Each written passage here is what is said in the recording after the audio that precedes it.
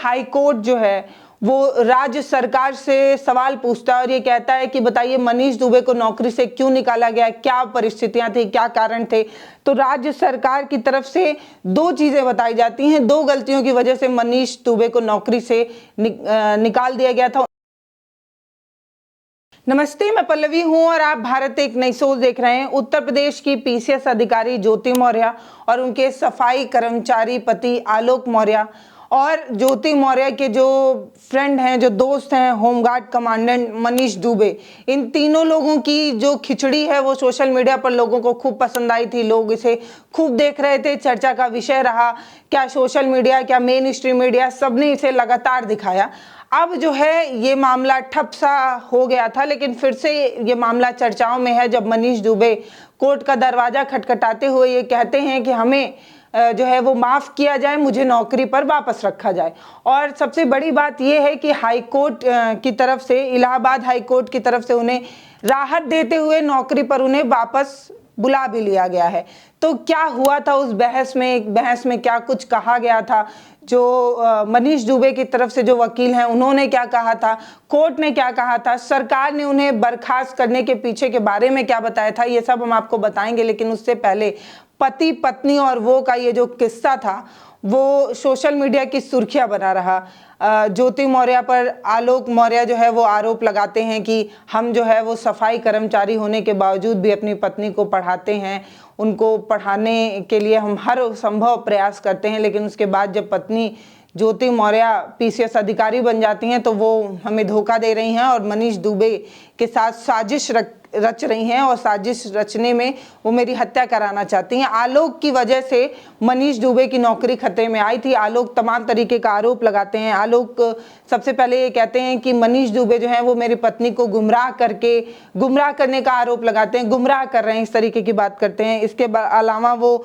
ज्योति मौर्य और मनीष दुबे को मिलकर ये बताते हैं कि दोनों मिलकर जो है वो भ्रष्टाचार कर रहे हैं और उसकी एक डायरी भी दिखाते हैं जिसमें ज्योति मौर्य की हैंडराइटिंग में तमाम भ्रष्टाचार के आरोप की चीज़ें वो बताते हैं। इसके अलावा ये बताते हैं कि मनीष दुबे और ज्योति मौर्य दोनों लोग मिलकर मेरे हत्या की साजिश कर रहे हैं। ये सारी चीज़ें वो बताते हैं। इसके लिए वो व्हाट्सएप भी दिखाते हैं, कॉल रिकॉर्डिंग भी सुनाते हैं और मतलब बहुत कुछ होता है। इस बीच ज्योति मौर्य भी आती हैं। ज्योति मौर्य भी अपने ससुराल पक्ष पर यानी कि आलोक के परिवार की पर आरोप लगाती हैं, हत्या का, दहेज का और इन सारी चीज़ों का आरोप जो है वो ज्योति मौर्य लगाती हैं। ये सब कुछ होता है और बाद में ये सब मामला ठप हो जाता है जब आलोक जो है अपने सारे आरोपों को वापस ले लेते हैं। ये सारी पूरी कहानी है। लेकिन सबसे बड़ी बात ये हुई जब 1 साल बाद मनीष दुबे जो है वो हाई कोर्ट जाते हैं। हाई कोर्ट जाकर ये कहते हैं कि मुझे अब अंतरिम राहत दी जाए, मेरे को नौकरी पर वापस रखा जाए।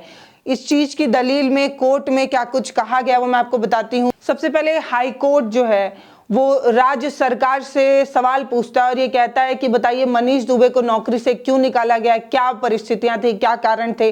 तो राज्य सरकार की तरफ से दो चीज़ें बताई जाती हैं। दो गलतियों की वजह से मनीष दुबे को नौकरी से निकाल दिया गया था, उन्हें बर्खास्त कर दिया गया था। जिसमें सबसे पहली गलती वो बताते हैं, सबसे पहला मामला जो वो बताते हैं कि शिकायतकर्ता और याची के बीच जो है आपसी विवाद था। यानी कि आलोक मौर्य और मनीष दुबे के बीच आपसी विवाद था, एक कारण। और दूसरा सबसे बड़ा कारण ये था कि जो याची हैं यानी कि मनीष दुबे वो औपचारिक सूचना दिए बिना गाजियाबाद से दिल्ली चले गए थे। इसलिए इन दो कारणों की वजह से उन्हें जो है वो नौकरी से निकाल दिया गया था। इस पर जो मनीष दुबे के जो वकील होते हैं वो ये कहते हैं, उनके वकील की तरफ से ये कहना है कि जो आप बता रहे हैं वो इतनी बड़ी गलती नहीं है कि इतनी बड़ी सजा उनको दी जाए, इतनी बड़ी कोई ऐसी गलती नहीं है कि आप उन्हें निलंबित कर दें।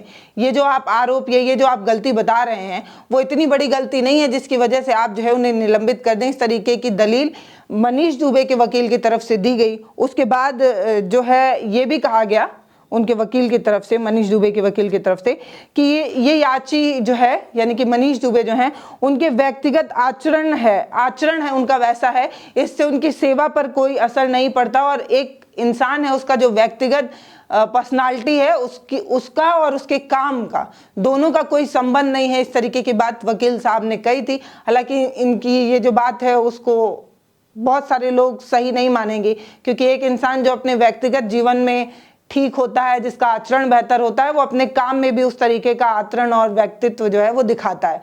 तो एक अच्छे व्यक्तित्व का इंसान जो है वो अच्छा और बेहतर काम कर सकता है, इस तरीके की बात होती है। बाकी ये सब दलील जब वहाँ पर दी गई तो हाई कोर्ट ने वापस जो है वो अंतरिम राहत देते हुए मनीष दुबे को जो है वो नौकरी पर वापस रख लिया है।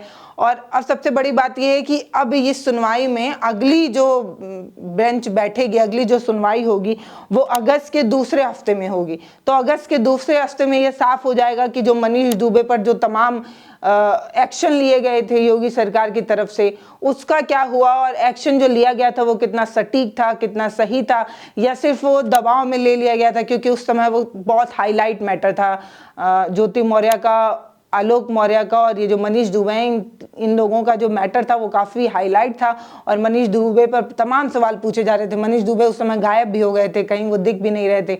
तो वो तमाम सुर्खियां जो मनीष दुबे की तरफ बढ़ रही थी उसको थामने के लिए कहीं ना कहीं सरकार की तरफ से या जो अधिकारी महकमा है उनकी तरफ से उस चीज़ों को थामने के लिए तो कहीं ना कहीं निलंबन का या सस्पेंड का ऑप्शन, मतलब काम तो नहीं किया गया था। इसके अलावा एक और सवाल है जो लगातार पूछा जा रहा है, ये पूछा जा रहा है कि आलोक अपनी इन सभी शिकायतों को, जो वो उन्होंने डायरी दिखाई थी, जो उन्होंने भ्रष्टाचार की चीज़ें दिखाई थी, उसका क्या हुआ।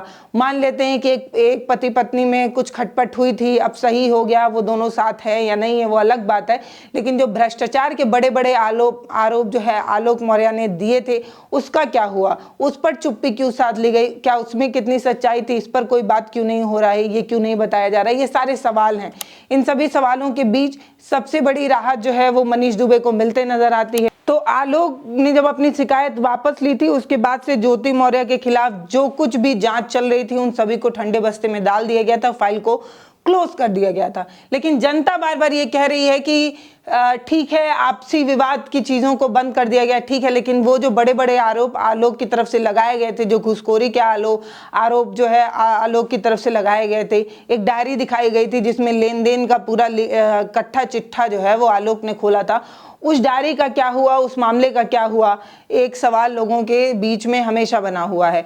बाकी ज्योति मौर्य, आलोक एक साथ रह रहे हैं या नहीं रह रहे हैं, दोनों के बीच में सब कुछ सही हो गया या नहीं हो गया, ये अभी भी जांच का विषय है। लेकिन इस बीच बहुत कुछ था जो सोशल मीडिया पर उस समय सुर्खियां बटोर रहा था। बहुत सारे लोग थे जो ज्योति मौर्य को देखकर अपनी पत्नियों को पत्नियां बाहर पढ़ रही थी उनको वापस बुलाने लगे थे और ये कहे थे कि ज़्यादा पढ़ लिख जाओगी तो ज्योति मौर्य बन जाओगी। एक साल बाद चीज़ें एकदम थम सी गई हैं, लोगों के जहन से वो चीज़ें जो है वो ख़त्म हो गई हैं। लेकिन इसके बावजूद भी कुछ लोग आज भी एग्जाम्पल में ज्योति मौर्य का जो है वो उदाहरण दे देते हैं। बाकी मनीष दुबे को जो अंतरिम राहत मिलती नजर आ रही है, जो उनको नौकरी पर वापस रखा जा रहा है, उस पर आपकी क्या राय है वो हमें बताइएगा। ज्योति मौर्य और आलोक की जो केस है उस पर आपकी क्या राय है वो हमें कमेंट सेक्शन में लिखकर जरूर बताइएगा। नमस्ते, मैं पल्लवी हूँ, आप भारत एक नई सोच देख रहे हैं।